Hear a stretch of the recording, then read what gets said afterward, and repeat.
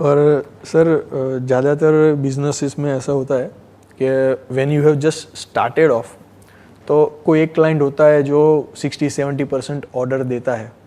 All of the sudden, जैसे आपने बोला कि अभी हम शुरू कर रहे हैं, we are new and some of establish player are already there, तो वो उनको बेटर ऑफर दे के अगर वो कस्टमर को अपने पास ले लेंगे तो हमारा नया सेटअप है वो कोलैप्स हो जाएगा। जैसे आपने बोला कि मार्केट डिसरप्शन आप कर सकते हो ये स्ट्रेटजी से, तो उस चैलेंज को कैसे ओवरकम किया जाए?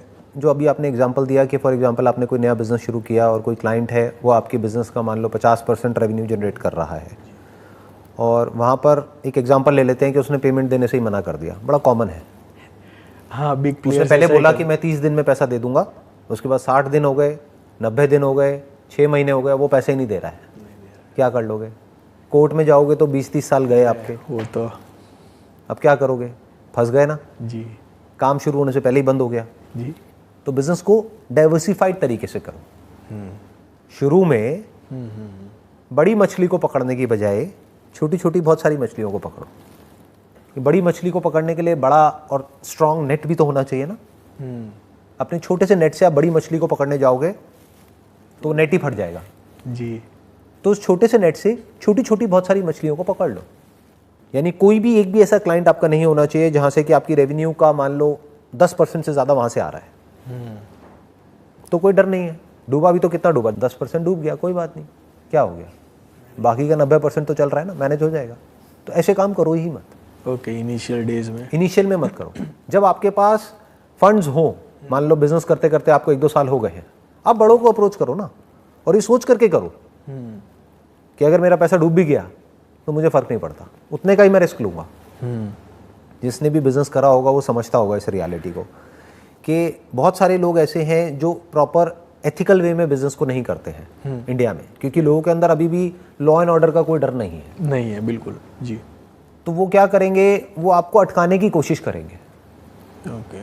इसको टिपिकल यहाँ पे लैंग्वेज में बोला जाता है, बिजनेस की लैंग्वेज में इंडिया में, नीचे लगाना सामने वाले को। हाँ, मतलब आपको कहेंगे पेमेंट आपकी कहाँ जा रही है, 30 दिन में हम दे देंगे ना।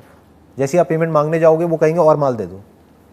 हाँ, आप समझ गए, पेमेंट तो दी नहीं, माल और दे दो। फिर आप माल दोगे 100 रुपये का, पेमेंट वो देंगे 50 रुपये की।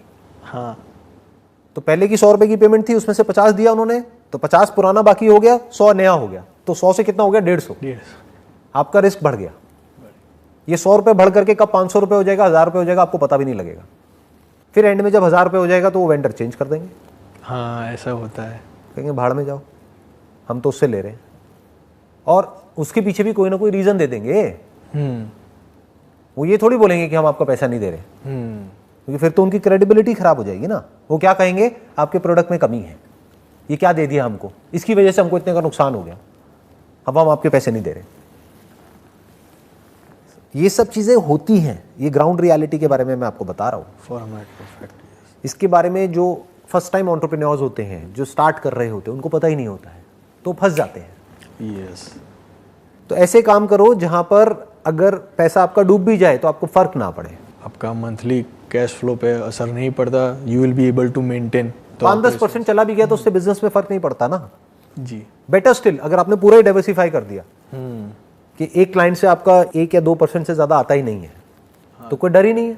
हाँ, वो आप अगर वो ज्यादा नौटंकी करे या ज्यादा ऐसी कोई उल्टी सीधी टर्म्स आपके सामने रखे जो आपको ठीक नहीं लगते, तो आप ना कह सकते हो उसको। एब्सोल्युटली। वो ओवर नेगोशिएट करे, जितना आपका मार्जिन है उससे भी नीचे आपको ले जाने की कोशिश करे। आप बोल दो मैं नहीं देता प्रोडक्ट, वो कहेगा मैं कॉम्पिटिटर के पास चला जाऊंगा, चले जाओ, आपको क्या फर्क पड़ रहा है। हाँ, आपका 98% या 99% बिजनेस तो इंटैक्ट है ना। Yes, secure. ऐसे सोचा जाता है।